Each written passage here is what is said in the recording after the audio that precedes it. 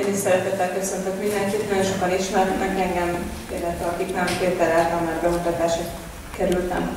A Makasz Küzdősport Egyesület egész évben azon dolgozik, hogy sportolási és közösségi élményeket, programokat nyújtson azoknak, akik nem annyira fiatalok, nem 20 évesek, mert nem csak a 20 éveseké a világ.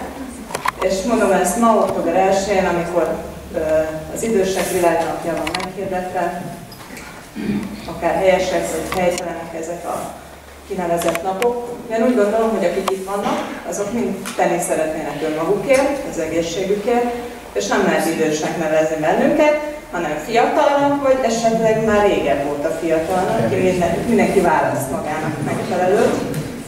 És ugye azon kívül, hogy mi megtesszük, amit lehet, és próbálunk sportolási lehetőségeket biztosítani, az egészséges életmód, a boldog és kiegyensúlyozott élet, az nem csak ebből áll, hanem egyéb más összetevői is vannak, amivel tudunk tenni önmagunkért, mert azt hiszem leginkább erre kell számítani, meg erre kell hagyatkozni. És ezért hívtuk meg dr. Papajos professzor urat, hogy segítsen nekünk ebben. Köszönöm szépen, átadom.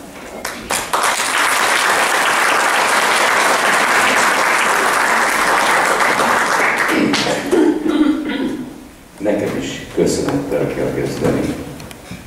Én köszönöm elsősorban a Teremtőnek, hogy itt lehetek. Hogy még itt lehetek. Köszönöm a Teremtőnek, hogy önök ilyen sokan megtiszteltek bennünket. Köszönöm Kovács Kriszta urasszonynak, hogy rám gondolt, amikor az egyébként rendkívül fontos program záró fejezeteként rám gondolt, a képviselőknek pedig a szabadkozás ellenére köszönöm, mert ez valamikor egy szép időket megélt mozi volt.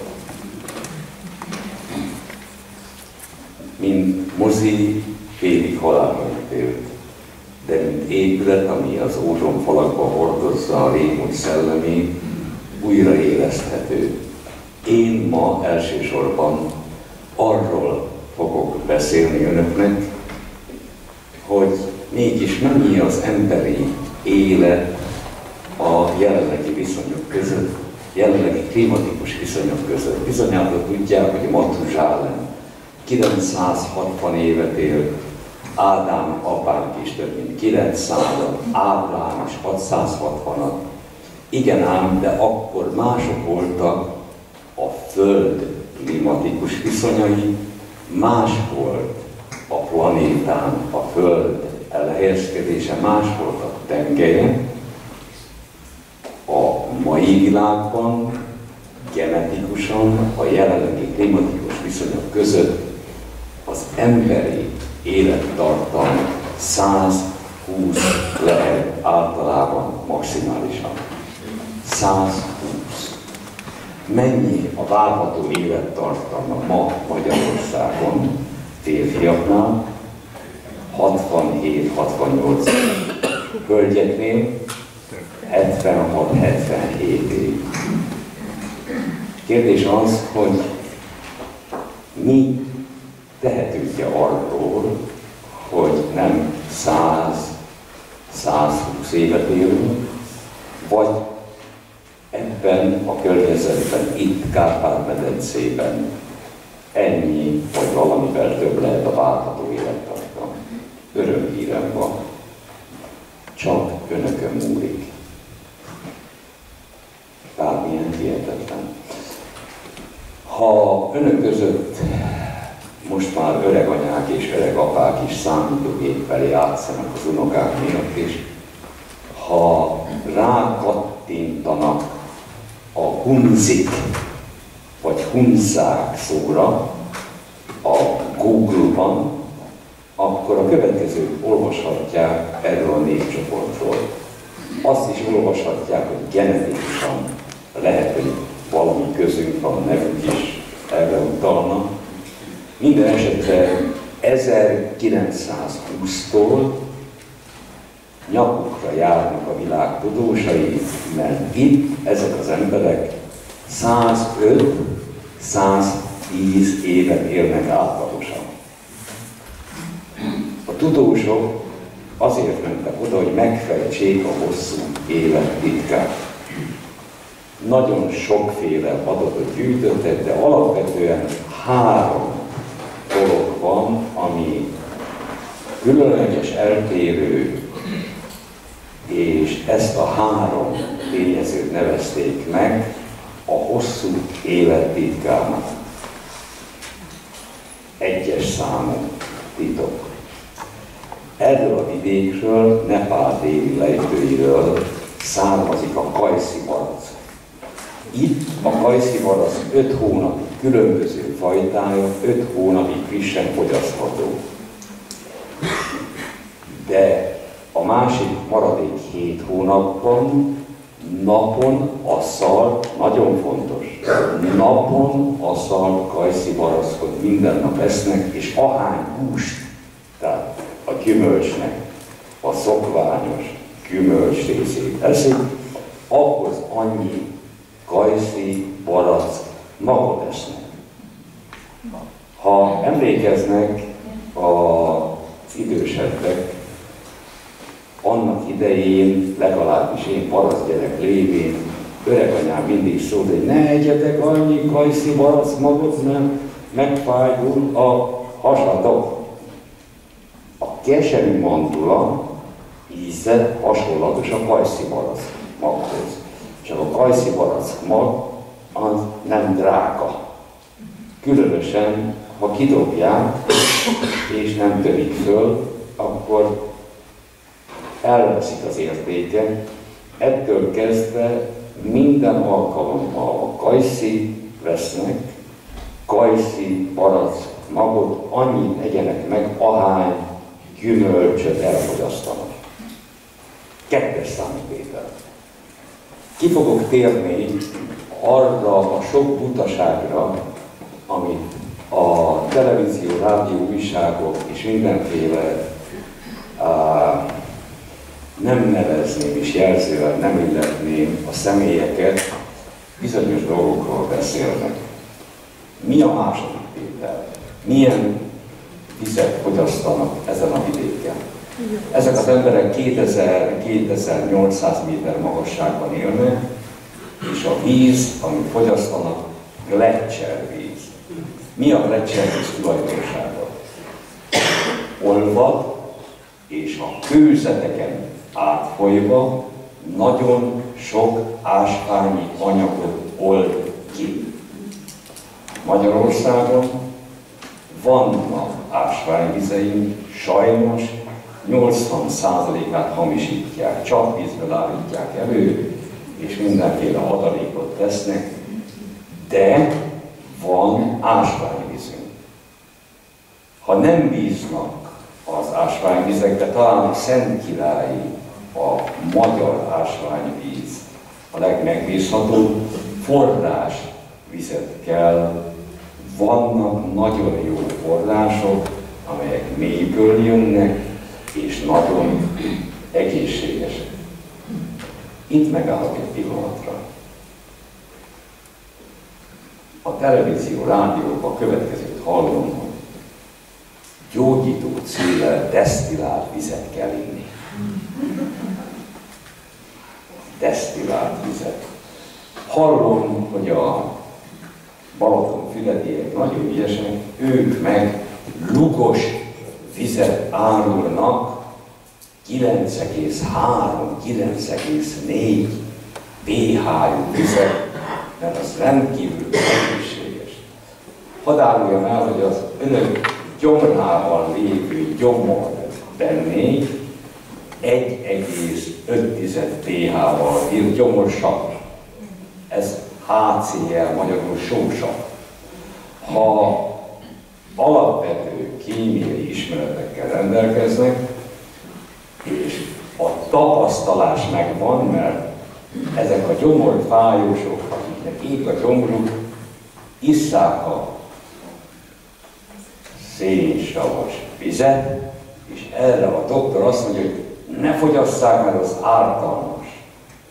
A kémiában tanítjuk, hogy az erős savat gyenge savval kell közömbösíteni.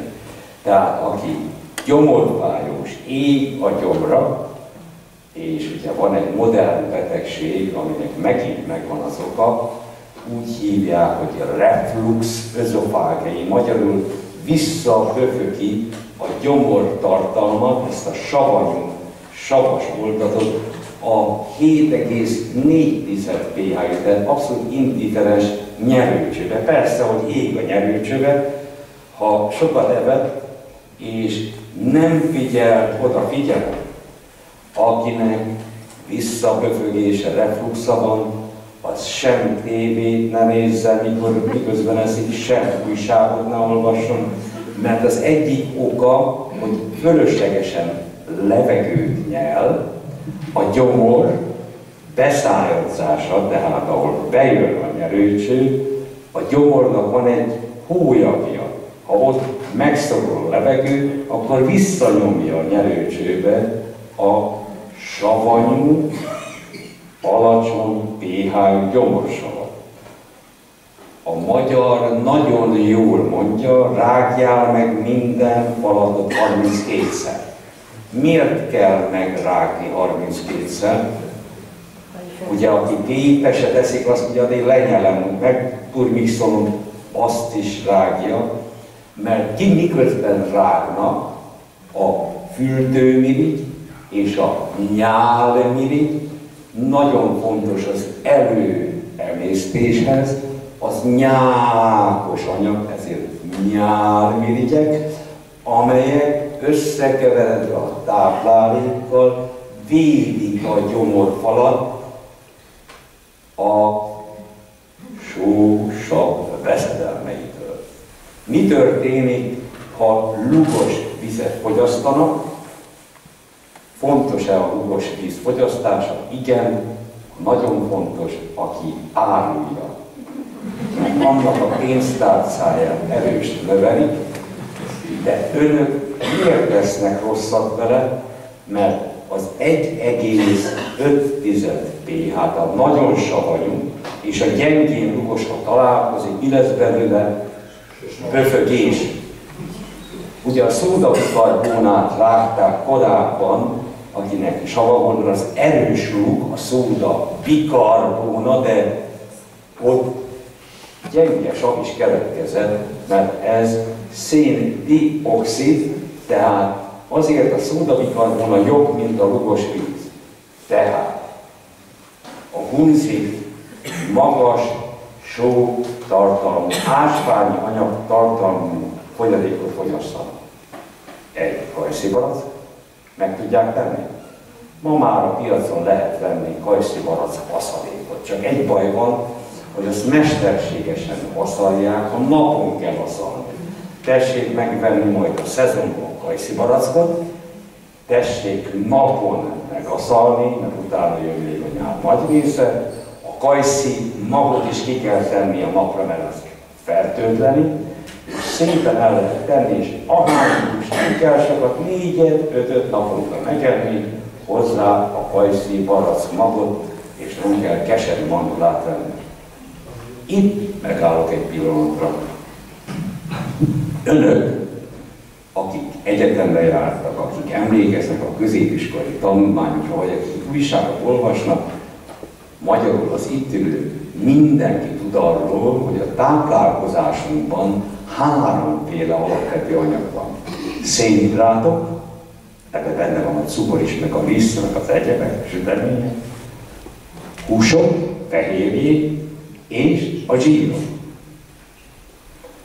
A mai világban azt mondják önöknek, hogy ne fogyasszanak sertésért, hanem olajjal főzzenek. Igaz? Méghozzá a boltban mit kapnak? Hát napraforgó és repceolajat. Tessék majd, ha hazamennek, mindenki, főleg az asszonyok olvassák el, hányszor lehet használni ezeket az olajokat. Mit írnak rá? Egyszer. Emlékszem, amikor édesanyám 5-ször sütötte ki a húst a zsírba is.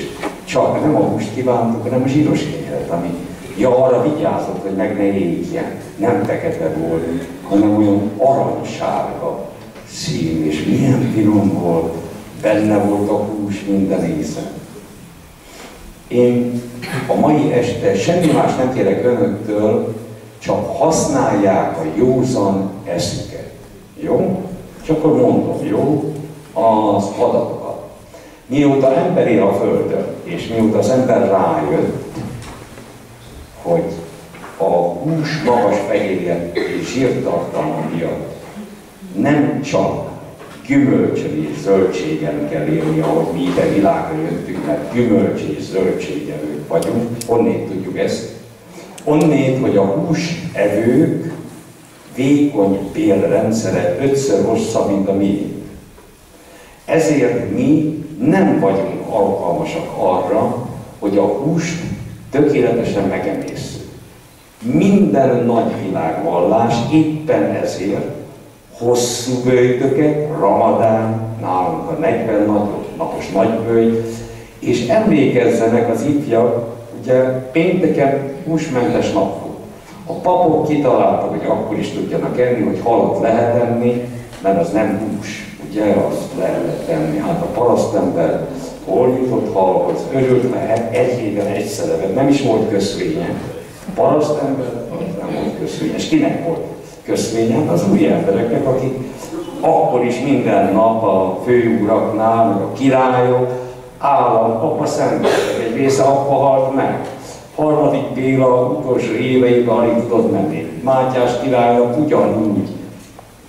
Pedig ő tudta, hogy gyümölcsöt is kell lenni, hát erre fizetett rá. Miért? Mert Mátyás király hogy halt meg? Mérgezett fükével pusztították el. Fükét ettek. Miért evett fükét? Hát a fükét könnyen lehet manipulálni. Az almát megnézi, jó magyar alma, körte, vackor. Itt, ezen a vidéken, a mi országunkban, a Kárpát-medencében a legzamatosabb minden növény. Mert északra nincs napfény, délre túl sok van, ott rövid az az idő, tehát gyorsan fölnő, ezért nincs idő, hogy fölszívja a gyökérzet az ásványi anyagokat. Ezért olyan zamatos a magyar gyümölcs. De álljunk meg egy pillanatra. Mi van ezzel az olajjal? Szeretném megkérdezni, hogy önök, mint tévénéző emberek, az egészséges, a kardiológiai kollégium, én valamikor elnöke voltam, akkor sem tudtam eredményt elérni. Tehát ki fogyasztja a szívkinévő margarint? Ki fogyaszt margarint? Mivel főznek? Sütni. Hát a cukrászában nem is lehet más kapni, csak margarin is. Mert az olcsó. Tehát magyarul senki nem fogyaszt margarint, ugye? Vagy nem meri föltenni a kezét. Ez a... segítek, jó? Tudják-e, hogy mióta van margarin? A második világháború során nem tudták ellátni a katonákat. Zsírral, vajjal is. Olajból csinálták, de akkor még növényi olajból csinálták hidrogénezési és kémiai eljárással. Még egyszer, növényi olajból. Ma a margarin már nem növényi olajból csinálják. De ha a növényi olajból csinálják, akkor is a hidrogénezés és a kémiai eljárás során olyan, így van, tranzsit, nagyon haragszom kegyelmedre, miért nem? Miért? Mert már rég el kellett volna mondani a társaknak, az embertársainak, aki tudja, kötelesség elmondani. Nem baj, azért kell eljönni a moziba és itt elmondani. Nem mindent én mondjak el, amikor itt vannak kiváló tudós emberek, transzsírok. A transzsírokat már Amerikában régen korlátozták, Európában is. Most nálunk is a transzsír tartalmat csökkentik. De mi az a transzsír? A transzsír, mert idegen szóval fejezik ki azt, amit nem akarják, hogy értsenek. Magyarul rossz zsír. Pont. Szoktam is volt mondani, én most a margarin fogyasztóhoz fordulok, hogy ha már vesznek margarint, akkor az a kérésem, hogy a csomagoló anyagot egyék meg, mert az kevésbé ártalmas. És nem viccel. De hazamennek, még el lehet végezni, mindenki a következő kísérletet elvégezhet. Tessék megvenni a szívkimélő margarint, a sima margarint, meg egy darab vajat, tegyék ki egy kis tálba, tegyék ki a kertbe, és nézzék meg, hogy mi történik ezzel a három anyagokkal. A hangyák mit csinálnak. Akinek nincs ideje, az nézze meg az interneten, látta valaki ezt, tegye fel a kezét. Egy-két tan, nagyon fontos. A kérdés az, hogy elhihetést. Igen, magam is elvégeztem, mert az a kísérlet, ami nem megismételhető, az nem kísérlet. Igaz? Az a történet, mi történt? Kérem szépen, a tálkában lehet látni, akinek jó szeme van, hogy a szívkimélő margarint mindössze 2 hangya kóstolta meg, bele is a sima margarint, az vagy 12 hangya megkóstolta, mindegyik beletöbbölt. A vajnál meg fekete a hangyákból, a vaj, úgy el tudom képzelni, amikor a hangyák mondják, gyerekek, végre valami rendes ételt tettek elé, megy az üzenet, mondok más. Én egy idő óta, nem olyan régóta, 8 éve megpróbálok tanyán élni. És egy ilyen kicsi macska valaminél odatéve, de édesanyjától nem olyan régen, pici, sovány, vörös kammacska is, úgyhogy én még nem szerettem a macskát, de nagyon, és megpróbáltam elüldözni. Nem sikerült. Megszerettem. Miért? Akárhova megyek, jön utána. És miért szerettem meg? Különösen, mert őt tesztelem meg, hogy mit fogyasztok el, vagy mit nem. Margarinos sütemény olyan éhes, úgy nyilvánkol, hogy szegénynek kell veszem a margarinos süteményt, oda megy, megnyalja, és egy falatot nem eszik belőle. Margarinos sütemény. A feleségem mindez vajjal csinálja, fölhapsolja. Viszek neki, figyelem, virslit, hát csak megeszik, könnyű éten. Megszagolja, otthagyja. Parizert viszek, megszagolja, otthagyja. Szalámit viszek, a pig szalámit megeszik. Meg a csavait, egyik másik fajtát. A macska tudja, hogy mi ártalmas, a hangyák tudják. Önök pedig elhiszik a reklámot, azt a reklámot, ami az életükbe kerülhet. Olajjal főztük, ja, tessék utána nézni, hogy a margarin milyen olajból készül. Ha kimondta, hogy ásványolaj. Igen, tudósok, tessék kötelességük a tudásokat megosztani. Repce és napraforgó olaj. Mi ezzel a gond? Ha hideg sajtolással készül bármilyen olajos magból, az hidegen, salátára nagyon jó. Ezért a szűz olívaolaj az gyógyszer. Nem csak a gyomornak, a bőrnek is. Amit önök megvesznek, a repcét és napraforgót ledarálják, és benzinnel kicsapatják. És a felülúszót lesz, ez az olaj, mert könnyen, az olaj a benzinnél. Hát egy kis benzin is kerül bele. Ez még nem is olyan nagy baj. Hát, gépkocsit is vezet, ott is beszívják a benzingőzöket. Mi a baj? Mi a baj? Mi a baj? Miért írják rá, hogy csak egyszer szabad használni?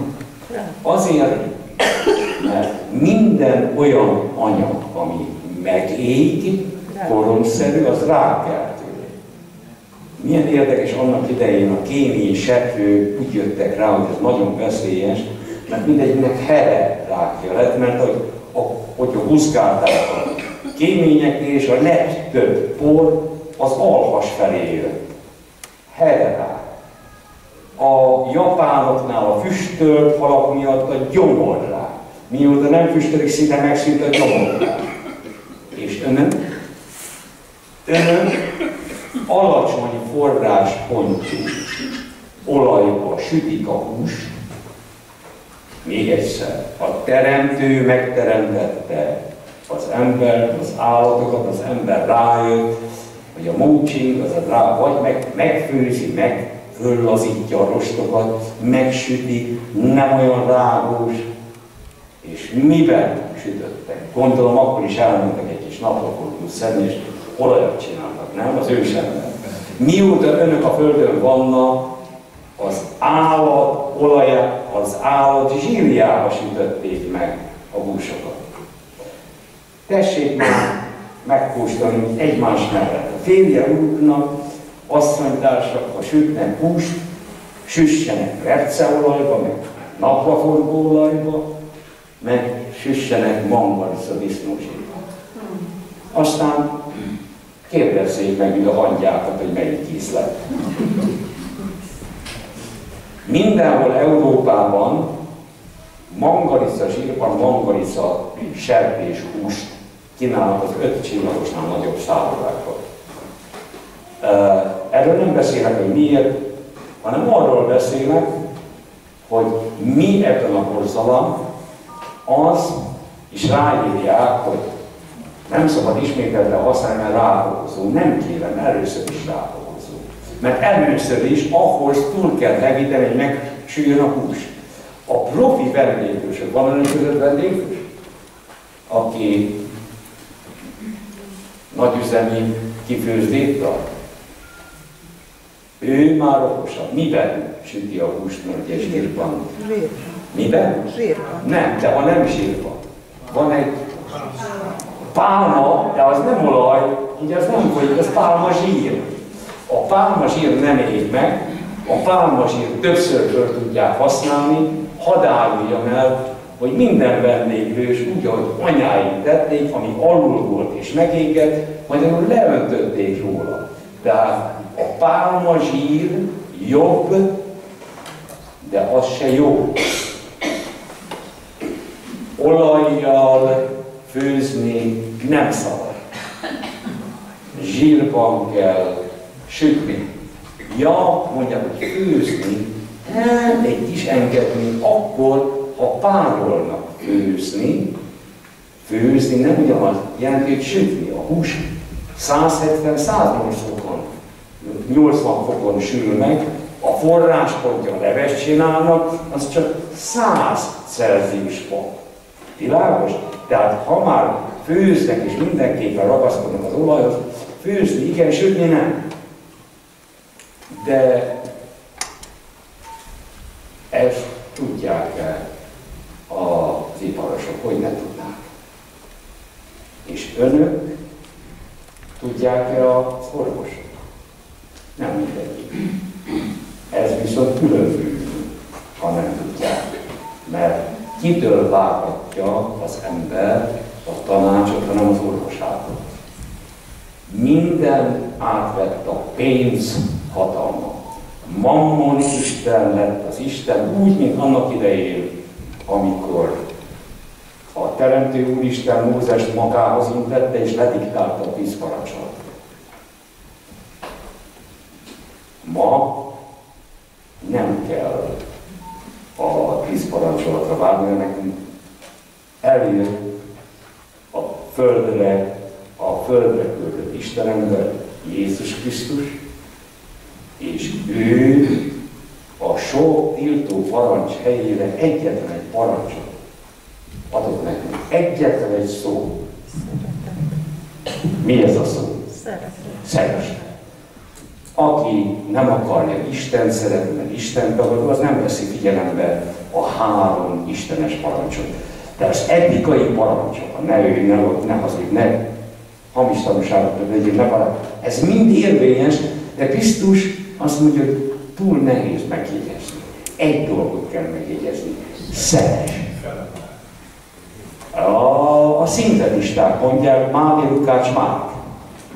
De ők ugye úgy adták tovább, hogy szeresd fele barátodat, mint te magadat. Magyarul magunkat is szeretni kell. Az evangélium a jó hír. Krisztus azért jött a földre, hogy a jó hírt elhozza nekünk. János evangélista kilógott a sorból, ő egy kicsit megnehezíti a szeretet parancsot. Ő hogy fogalmaz? Szeressétek egymást, ahogy én szerettelek benneteket, úgy szeressétek egymást. Hogy szeretett Jézus Krisztus bennünket, föláldozta életét érettünk. Ez az áldozatos szeretet. A szeretet, ha én szeretem embertársamat, ha szeretem a hozzám forduló beteget, akkor hamis tanácsot nem adok. Szegény József Attila milyen gyönyörűen fogalmazta meg. Az igazat mondd, ne csak a valódi. A valódi, amit lát. Az igazság nem mindig az, amit látunk. 250 évvel ezelőtt a tudás, figyelem, az értelme és a tudás nem egy helyre helyezték. Értelem az agy, tudás a szív. Megőriztük gyönyörű közmondásunkban, ha nem tudsz dönteni az agyaddal, hallgass a szívedre. Tudás a szívben, értelem az agyban. Ezért figyelj a gyerekeket, az állatokat, a hangyákat, a macskákat, hogy ők mit esznek meg. Ha már mi annak idején, ugye, ha volt bőség, akkor válogattunk. Mit választottunk? Ami fontos volt a szervezetnek. Ma mit választanak? Nem mennek az áruházba, árvaszállítás, de szép a csomagolása. Itt ez most már igaz, hogy 2 nap múlva lejár a szavatossági idő, Atya Úristen, önök között vannak asszonyok, akik megvették a piacon a csirkét nyáridőben, aztán ebéd után, amit félretettek, hogy majd vacsorát csinálnak belőle, de jött a szomszédasszony, elbeszélgetik az időt, és délután 6-kor ott a konyhában melegen megmaradt a hús, és mi történt vele? Figyelem, fél napos se volt. Unalmas szaga lett. Nem volt az még büdös, de a férjüknek nem főztek belőle vacsorát. Vagy ügyeskedtek, ludaskását, valami fűszeressel, hogy azt az állat szagát vegye el. Tessék megnézni, hogy ez a csirke meddig fogyasztható a nagyáruházak polcszerint. Tessék megnézni, mikortól meddig? 22 000 vegyszerrel mérgezik önöket, a tartósítószer, a színmeggyavító, az ízfokozó. Egyetlen egy példát mondok, az eper ízű termékek, amit a világon termelnek epret, az 1,5%-ára lenne elég az eper ízű termékeknek. Tudják-e, hogy miből állítják elő az eper aromát? Ausztrál fűrészpor, még egyszer, ausztrál fűrészpor és egy német országi vegyi gyárnak a titkos receptjével hozzákevert potyhoz. Na, hol is tartottunk? Még csak a síroknál, meg olajoknál, meg a margarit is elmondtam. Hanem a tojás. 1984-ben az Amerikai Egyesült Államokban a leghíresebb egyetemre, a bostoni Harvardra hívtak kutató professzornak, igen, fiatalok, de enni akkor is körül. Mit tud a férfi ember főzni? Tojás sütni, tojás, ha valami bonyolultabb ételt akar csinálni, mit csinál? Hát ráveri a tojás sonkára, vagy szalonnát emelni. Igen ám, de hogy megvettem a Stop and Shop-ban, ugye ugyanez, mint ezek a nagyárak, a tojást, és Amerikában a régi házak még mindig fából épülnek, csak a kémény és a hagyományos kőből rakják, ezért bent van a pincébe a konyha. Kijöttem napfényre, hát volt sárgája a tojásnak. De olyan halvány kell sárga. Ugye akkor még én 1984-ben nálunk a piacon az emberek otthoni kapirgáló csirke tojását árultak, elmentem a piacra, a Haymarketre, megveszem a tojást ugyanolyan. Hát mert ugyanolyan viszik, mint ahogy ma is nálunk.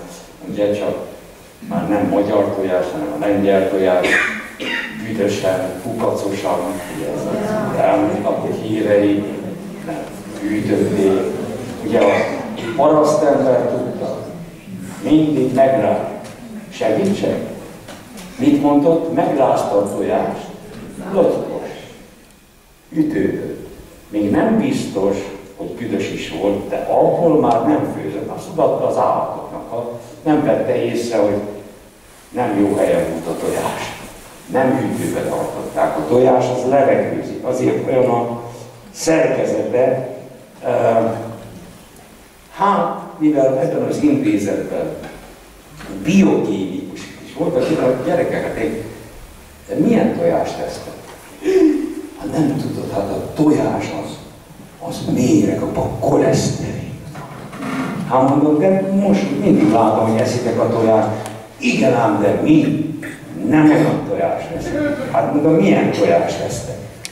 Ezek genetikusan módosított csirkék tojásai azért nem olyan sárgája, mert kevesebb benne a koleszterin. Mit kértem önöktől? Használják a józan eszüket. Egyetlen egy kérdést tettem föl. Parasz gyerek, mit kérdez? Milyen kis csirke születik ebből a tojásból? Válasz, semmilyen, ez étkezési tojás. Barom amerikai. Hát a tojást a Jóisten azért adta, hogy a madár, akinek a pici utóda gyenge lenne, csak úgy világra dobná, mert ugye a kenguru az ott hordja az erszényébe másfél évig, a marha is mennyi gond van a kicsi gondol, a kicsi utóval, ezért tojásba tette, maga a sárgája, az minden testi részt tartalmaz, a fehérje, meg addig még a tojáshéjon belül van a madárka, bármilyen madár, a legkomplexebb táplálék. Ha nem születik belőle madár, akkor ez nem tojás, ez műtermék. Azért, hogy engem meggyőzzenek, bárki utána tud nézni, azért mondom a helyet. A Time magazin 1984 júniusi száma, a címoldalon ott van egy serpenyő, 2 tükörtojás a szem, és egy kóbászka, mint a bajsó, ilyen lekonyoló, hogy aki tojást teszi, az meghalna a koleszterin. Újságíró van-e a teremben? Akkor finomabban fogalmazok. Tudnék, az újságírók feledékeny fajta. Nem tudják, hogy mit írtak nem olyan régen. 1999, 15 év, egy félremberöltőnél alig valamivel több, a Time magazin címoldalán ott van a serpenyő, 2 tükörtojás a szem, a kóbászkát lecserélték ilyen sárga vinnye szeletre, magyarul vigyoli lett a serpenyő a tojással, és a tudósok egy része, aki 15 éve azt hitt, hogy nem szabad tojást, újabb tudós palánták, mert belül az újságban ugye a címoldal megdöbbentő, mert akkor azt mondták, hogy nem szabad enni, 15 év múlva kötelező enni. Méghozzá nem is akár naponta 2, de aki egészséges akar maradni, annak inkább 3 tojást. Józanész. Semmi, és kötelező naponta 2-3 tojást enni. Hát valamit nem stimmel. Hol van az igazság? És mindig az igazság hol van? Az arany középuton. Mennyi tojást kell enni? Hát először is, ha van. Ugye, ha van tojás, mennyit kell enni tojást? Hát amennyit az ember úgy fölteszi a kérdést, hogy mit enni. Ja, nem azt, hogy mit lehet venni a boltba fele áron, hanem mit enni. De megennék egy tojást, rátottál. Vagy főtt tojást. Öreg anyái a beteg embernek itattak gyenge húsleves és lágy tojást. Ó, hát az meg milyen finom voltak, fölkevertük a sárgáját egy kis cukorral. Az opera énekesek a megfázás, hogy este tudjanak énekelni, egy tojás sárgáját ki kell verni. Miért kristálycukor van? A kristálycukor míg fölteledezik, addig szétdarabolja a tojás sárgáját.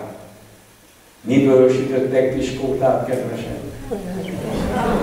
Tojásban. Hány tojásos, a kevés volt, ugye a hamis piskót, a 2 tojásban, de úgy rendesebb háznál 6-7 tojásban sütöttek itt. Ennyi?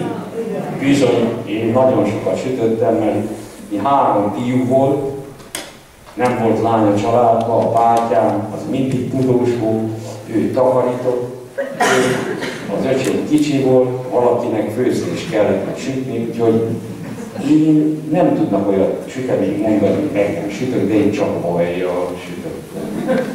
A tojást nem sajnáltam, nem vizes piskótát csináltam, úgy rendesen halt, vagy inkább nincs tojásból, szebb legyen, mint az édesanyámé. Tojás. Kitalálják-e, hogy miért volt 1984-ben a nem, és miért lett 1999-ben pedig kötelezően? Tessék, akkor segítek, jó? Ne tegye fel a kezét, aki koleszterin csökkentő tablettát szed. Most minden nap hallom az újságot. Ó, gyere meg, ingyen megvizsgáljuk, aki hagyja magát megvizsgálni, az, hogy a fiú az ezt kap, a lány meg még, mit csinálnak? Megnézik a csontozatát is, hogy van-e csontritkulása ingyen, aztán azt is felírják. Orvos van-e? Önök között. A Kolika urat megismertem, de azon kívül rejteszkedő orvos van. Mindig, egész életemben a törvényeket tiszteltem és betartottam. Én akadémiai doktorként csak a tiszta tudomány forrásaiból táplálkozom. De engem soha sem gyógyszergyár, sem vegyszergyár, sem technikai gyár nem tudott megvenni, korrumpálni. És mióta nem vagyok igazgató, mióta nem vagyok az állami egészségügyben, én nekem csak a teremtőnek és önöknek kell elszámolni minden tettemmel, minden szavammal és mondatommal. De mindig meg kell adni a forrást. Koleszterin. Mennyi a normál koleszterin szint? 5-2, 5-8. Teszik olyan? Hát most változik. Nem egységes a koleszterin szint minden laboratóriumban? Nem. Ez már gyanús kell, hogy legyen. Van 5, 5-4, 5-2, ma már olyan 5-4-8. Mennyi a normál koleszterin szint? Legyenek olyan 2, nem 6. 2-2. 2-2. A biológiában mi emberek, tudósok, megvizsgálunk 100 embert, megnézzük, hogy 100 ember értéke hogy oszlik meg. A tudományban úgy hívják ezt a görbét, hogy harang-görbe, mert arra hasonlít. Egyébként Gauss görbének hívják. Én, az orvos, azt mondom, hogy az átlagtól eltérőt, akár fölfelé, akár lefelé esik, azt levágom. Ezért 30 évvel ezelőtt A harangkörbe két szál mindig szimmetrikusnak kell lenni. Jobbról balról ugyanannyit vághatok el, bal oldalról lefelé 5%, akkor fölfelé is 5%. Megtehetem azt, hogy azt mondom 15-15, de mindig szimmetrikusnak kell lenni. Tessék megnézni, 2-2 változatlan, a harangkörbének a jobb oldali szárán így vagdosták le, mert volt 6-4, 6, 5-8-5, így mentek folyamatosan úgy, hogy a gyógyszeripar a koleszterin csökkentő statinokat elterjesztette. Tojás úgy nem szabad enni, közben fejlesztették a koleszterin csökkentő tablettákat, ma egyél tojás, mert akkor többet veszel a gyógyszerből, a statinokból. Pillanat. A kolléga urat kérem, hogy jegyzeteljen. 2012. novemberi száma az arterioszklerózis újság. Önök is bárfultán nézhetek. Arterioszklerózis, érelmesesedés. Ez foglalkozik az érelmesesedéssel és a koleszterin anyagcserével. Nem egy intézet, az Amerikai Egyesült Államok Los Angeles-i vezetőintézete, hanem a világ sok országának fekete, sárga, barna, hogy ne legyen rassz különbség, 6673 beteget vizsgáltak meg. Az eredményt mondtam, jó? Miért vizsgálták meg? A koleszterin csökkentő tablettákat, szedőket összehasonlították. 2400-at szedtek, koleszterin csökkentőt 4000, néhány százan nem szedtek koleszterin csökkentőt. A két csoportot összehasonlították. Eredmény? Ezek a statinok. Ebben is segítek. Ugye manapság egy asszony, egy nő férjhez megy 5-ször, akkor 5-ször változtatja a férjes nevét. Kivéve, aki a lánykori nevét adja a férjének is, ugye? De ilyen is van, ismerek egyet. Most tudtam meg. Mi nem változik? A lánykori név. Ez a kémiai név a gyógyszereknél. A nagy betűkkel oda van írva a fantázia név, amiben a gyár neve, meg minden például, ugye ritmo, norm, a ritmust normalizálja, aztán jön a beteg, hogy nem kapra mipronon, hanem propaferon. Hát az ugyanaz, csak a kémiai nevén hozzák folklórnak. A lánykori név nem változik, ezért mindig a vastag betű alatt közlik a kémiai nevet, és annak a vége statin. Ha erre végződik, akkor ez a koleszterin csökkentő gyógyszer, akárhogyra hívják. Ezeket a gyógyszereket megvizsgálták. Mit találtak? A koleszterin csökkentő gyógyszerek nemhogy csökkenteni az érben a messzes foltok nagyságát, kiterjedését, vastagságát, kalcium, azaz mész lerakódását, hanem növel. És 50%-kal növelik meg a szívinfarktus valószínűségét. A Diabetes Care 2012. novemberi szám, hogy összeesnek, az meg kimutatta, hogy akinek nincs cukorbetegsége, cukorbetegségét alakítja a gyógyszerek. Akkor most egy kis tudomány. Az önök agya 10%-ban koleszterinből épül fel. Minden sejtfala koleszterinvázra épül. Minden zsírban oldódó vitamin, a női hormonokat is beleértve koleszterinvázra épül. Mindegyik. A tojás az anyatej után a második legkomplexebb, legfontosabb táplálék. Szabad-e tojást enni, akinek magas a koleszterin szintje? Kötelező. Miért? Mert a koleszterin, ami a vérben kimutatódik, a saját szervezetük állítja elő két harmadrészt. Ha kívülről nem visznek, akkor a szervezetnek kell előállítani. Időnként meg kell lökni a rendszer. Tojással, szalonnával. Bizonyos szalonna a legtisztább táplálék, csak mert amiért idejöttem előadást tartani, de tiszta meg valakit kérek, mert én látom, hogy lejárt az idő. Tessék csak az órát nézni, mert szerintem fél hét múlt 2 perccel menjen idő. Nem. Van egy közmondás, aki 1 óránál tovább beszél, az egyéb agyasságra is.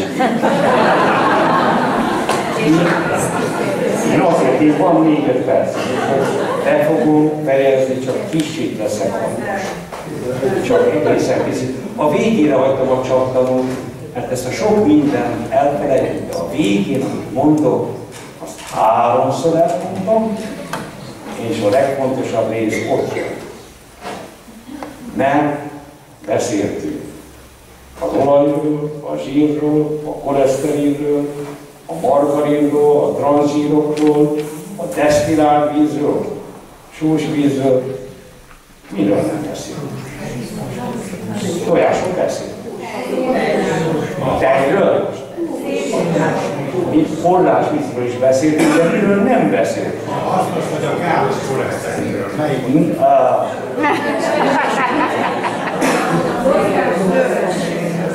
Miről nem beszélünk? Meg a káros. Tudom, hasznos és káros. Felejtsen. Szakember. Valamelyik gyógyszergyár ügynökével tetszett beszélni. Mert hasznos, mert az bennünk termelődik. Tehát az egy jelzés. Még nem beszéltünk a vércukorról sem.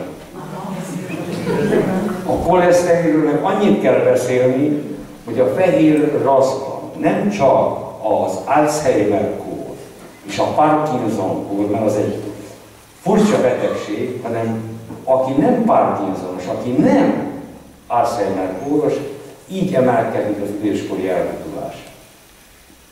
Így, ilyen meredeken. Elbutulnak.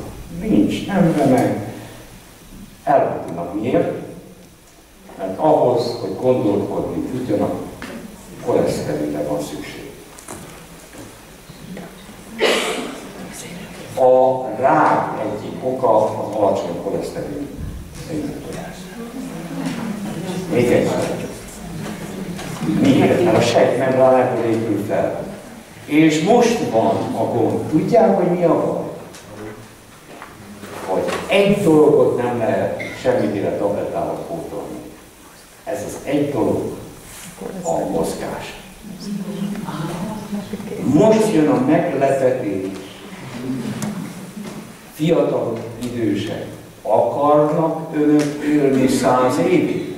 Mert nem árultam el, hogy a Hunzitnál mi a harmadik legfontosabb dolog. A legfontosabb, a mozgás. Nincs televízió, nincs rádió, oda mennek. Naponta 12-14 órát mozognak. Hozzám jön, ugye, idős ember, mondtam, hogy mozognak. Nem tudok, mert tértünk, a csípőn. És kérdezem, hogy ha elindul, akkor nem csökken. De ha elindulni nagyon nehéz, ha már nem várjuk, akkor ne hagyja abba. Bizony, áldozat, szeretni magunkat áldozatos szeretet. Áldozni kell rá. Mi a meglepetés? Nincs, nem gyúrni kell, nem aerobikozni. Jane Fonda aerobik közben kapta az infarktusát. Nem joggolni ebbe a korba futni. A jog király jogkolás közben kapta az infarktusát, ott halt meg jogkolás közben. Mit kell tenni? Gyalogolni. Azért mondtam, meglepetés, tessék rá kattintani a Google-be a, mit mondtam, meglepetés? Lepetés. Leptin. A leptin az agyban, a májban kevés, és hol termelődik? A lábszár izomzatban. Lábszár izomzat. Nem véletlenül szeretik a férfi emberek a marha lábszár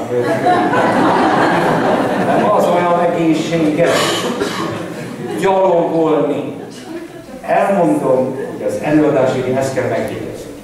Aki nem akar gyorsan öregedni, 60 év fölött, mennyit kell gyalogolni naponta, egyfolytában, nem kétszer délelőtt, meg délelőtt, aki nem akar nagyon öregedni.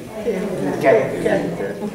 Aki pici, 2 óra nem akar öregedni. Folyamatosan nem, majd odajutunk, hogy nincs gyerek arra idő, meg egyébként is őzinek az unokám. Épp az unokák miatt kell, hogy megérje a 80-90 évet, mert akkor is szükség lesz örökre. A fiataloknak dolgozni kell egyre többet. Az unokák egyre inkább öreg anyjukra, öreg apjukra hagyatkoznak, és ne hagyják már elveszni, egész életüket végig dolgozták, aztán most kapnák a nyugdíjat és meghalnak. A fáját, használják ki, hogy a nyugdíjat kapják, de ha tovább akarnak élni, akkor mennyit kell gyalogolni? Elállni. Jó? Mennyit kell gyalogolni, aki meg akar élni a 100 évet? Napi 6 órát. Nem kötelező. Meg lehet volna 66 éves, fotós hassal, de kérem, hogy ne legyenek olyan ostobák, mint a világ egyik legnagyobb tudású szívgyógyász professzor. Itt áll maguk előtt. A világon kevesen tudnak többet a szívről, keringésről, mint én. Miért? Nagyon nagy az én bűnöm, mert én tudtam, hogy mi a baj. Tudtam, hogy mit kéne csinálni, de megvártam, még 5 infarktusom lesz, és 8 szívműtéten. Ja, ilyen ostobák akarnak lenni. Az 5. infarktusom után 10 méter tudtam elmenni 2,5 hónapig. Megállított a fájdalom és a fulladás. Úgy mentem el az első magyar zarándokútra, hogy milyen ostoba most. Még kétszer elmondom, milyen ostoba ember állít maguk előtt. Mert soha nem voltam zarándokúton. Ugye azok, akik hívtak az első magyar zarándokútra, azok elkámbinultak 960 kilométer végiggyalogolták. Na de én professzor vagyok, én tudom. Mit tudtam? Hát mindent összepakoltam a hátizsákomba, úgy, ahogy költ minden nap fehér nemű, csilit ma, 20 kilós volt a hátizsák rendeltem. Látják, a Jóisten már jelez, már be kellett volna teljes. Nem, ez jelzés, lejárt az 1 óra. Nincs mese. 20 kilós hátizsák, itt pedig még plusz 15 kiló. Pedig akkor már fogytam 20 kilót az infarktusom után. De 5 infarktus, 20 kilós hátizsák, tehát annyi volt a hátizsákom, amennyit korábban leadtam. De én megfogadtam, hogy ezt az 500 kilométer kenyérrel és vízen fogom megtenni. Úgy, ahogy régen az zarándokot. Elmondom. Hát, én zsíros kenyérrel mentem végig, 2 kg 60 deka kenyeret vettem a boltba, 3 nap egyáltalán nem tudtam enni, ez azt jelenti, hogy napi 14-15 deka kenyér volt a fejadag, a 10 kg zsírt meg én adtam hozzá. 10 kg zsírt fogyasztottam le magamból 16 nap alatt. Elégettem. A leptin. Tetszik érteni?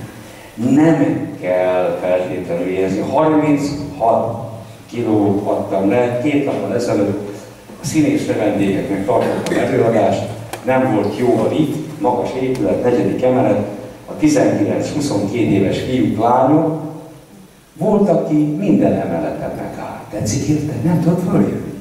De kivétel nélkül mindenki legalább egyszer megáll. 1 ember ment föl, megállás nélkül él. Ne legyenek ilyen ostobák. Ne várják az infarktusokat. Ne higgyenek a tablettákkal. A mozgást semmivel nem lehet pótolni.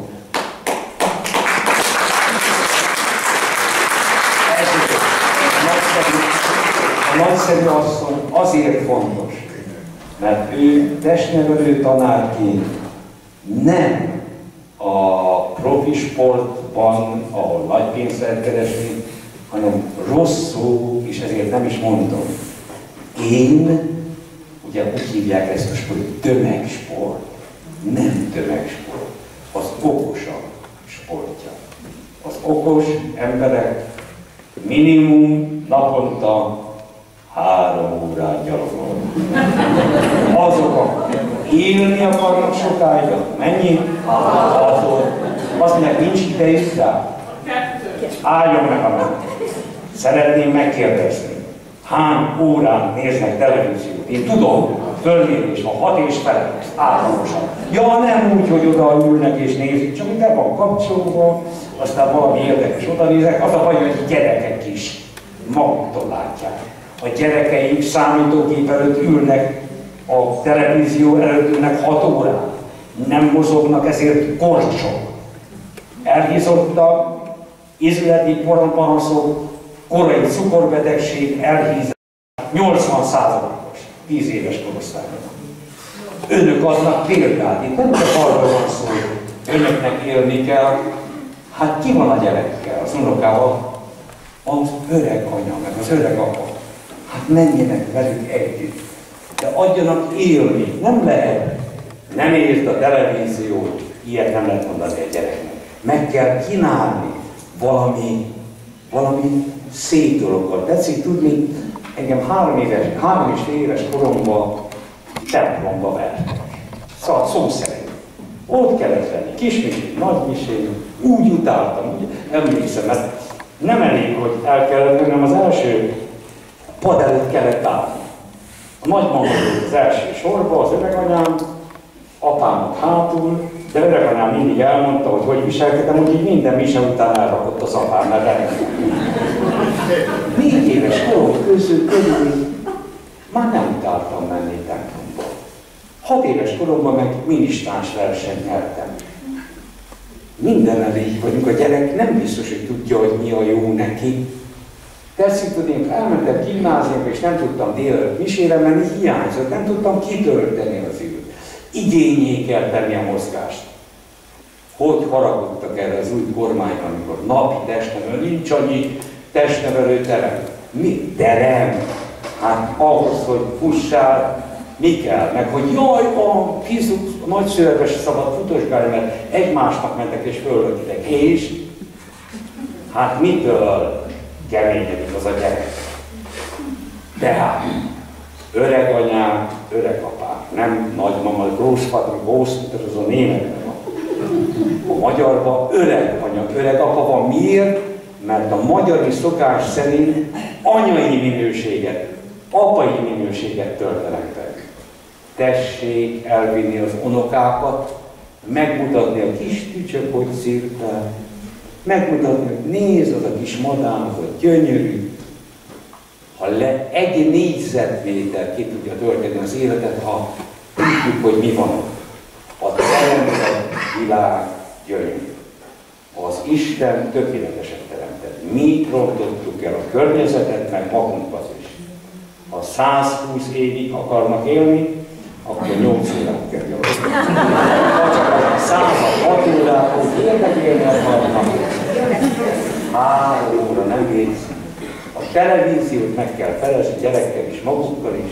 Vele mozgás, gyalogás, nem fújtatni, figyelem, ha már lihegnek, akkor megy fel a vérnyomás, a pulzus. Nem ekkor kell elkezdeni sportolni, 60-70 éves korban. Mit kell ekkor csinálni? Sétálni. Ja, aki bizonytalan, ja, én egy kicsit szét, tessék botot felül, tessék megnézni az úri világban 40 évesen is mentek sétapálcával, mert az nem azért kell, hogy 3 lába legyen, hanem biztonságot keres. Tessék menni. Ha az izületi fájdalmaik vannak, kétszeresen is ezzel befejezem. Miért fáj az izület időskorban? Megkopog a kutya fülét. Nem használták. Ez a berosdás, ami fő vérellátású, az piros. Az izom, a szív, a máj, a lég, a csontvelő, amiben kevés vér folyik, az fehér. Az izületekben, a szalagokban, a porcokban kevés vér folyik, ezért hosszú élet során a méreganyagok lassan lerakódnak. Nehogy azt gondolják, hogy amit 60-70 év alatt lepakoltak, az 1-2 év alatt el lehet távolítani. Miért jó a melegfürdés? Mert megperdíti a vérkeringést. Miért jó a masszázs? Mert megperdíti a vérkeringést. De mi a legjobb? A mozgás. Azzal tudják az anyagokat eltávolítani. Példát mondjuk, a feleségem szegény, születetlen, félcsípő ficanos volt. Most is az. De olyan csípő fájdalma volt, hogy a lábát 15 fokra tudta fölemelni. Tehát lépcsőn csak így dobálva tudott fölmenni. A lányom elvitte Mexikóba, a feleségem hihetetlenül szereti ezeket a furcsaságokat, mint a piramisokat. Igen ám, csak hogy a piramisoknál tudják, ezek a kőkockák 80 centis. Itt meg nem volt. A feleségem meg azt mondta, ha törik, ha szakad, fölmegy a piramis csúcsára. A lányom elmondta, hogy 6 óra alatt végig zokogta, hogy fölmentek a piramisok. Ja, azóta minden mozgás megvan a csípőbe és nem fáj. Tessék használni. Amit használunk, az jó. Ha a szívüket nem használják, megbetegszik. Ha az agyukat nem használják, elbutulnak. Ezért mit kell csinálni? Ugyanúgy, mint gyerekkorban, verset tanulni, keresztelték fejteni, beszélgetni, és nem televíziót bámulni, helyette mozogni, beszélgetni, tanulni. Egy kérésem van, elbúcsúzom önöktől, de ne tapsoljanak meg. Ez a kérésem. Régi magyar szokás szeretnék föleleveníteni, el szeretnék búcsúzni, áldást mondani a közösségbe, nem papi áldást, hanem régi magyar szokás szerint, ha valakit szeretettel fogadtak, az, mikor elment, áldást mondott a jelenlőkbe. Ez egy 300 éves gyűjtésből való áldás. Régi magyar áldás.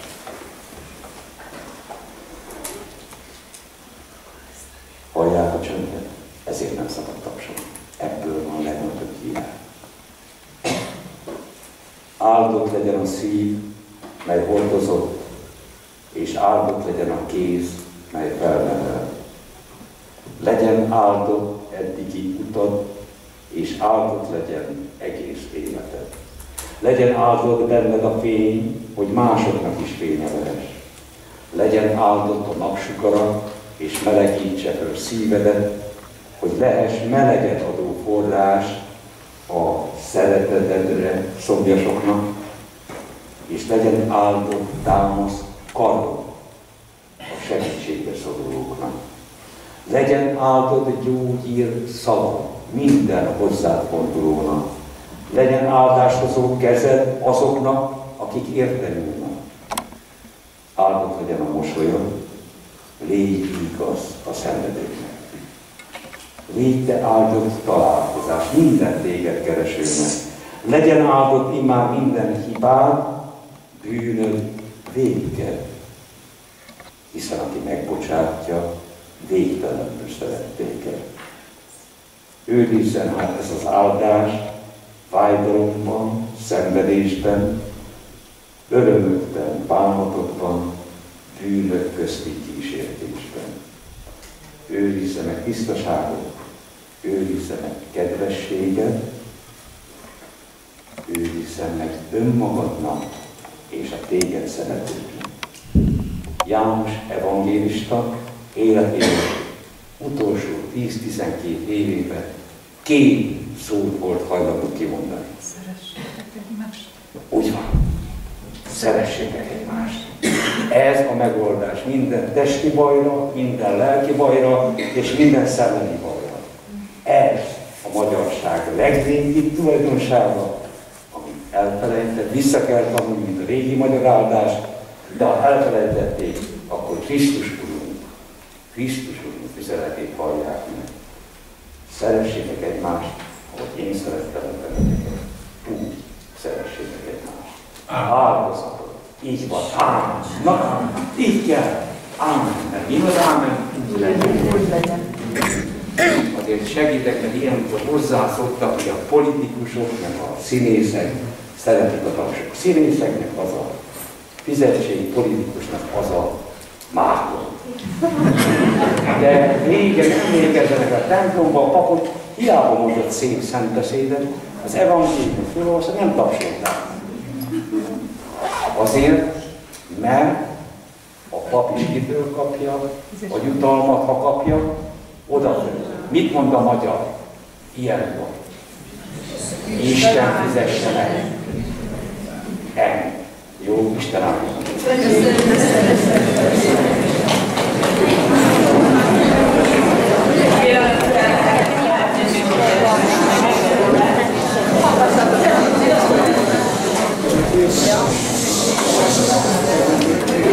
Szeretném egyrészt a nevetekben megköszönni professzor úrnak, hogy eljött hozzánk, és tényleg adott nekünk a mai napon, és ezzel nagyon hálás vagyok, köszönöm a nevetekben is.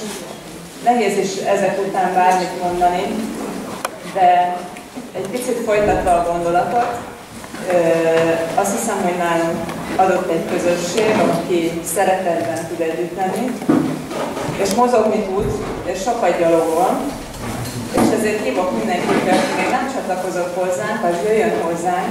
Nagyon szívesen megtanítjuk ezt a technikát, amit mi használunk, a bótok használatát, amivel könnyebben tudtok gyalogolni, mozogni. És erre egy remek lehetőség nyílik szombaton.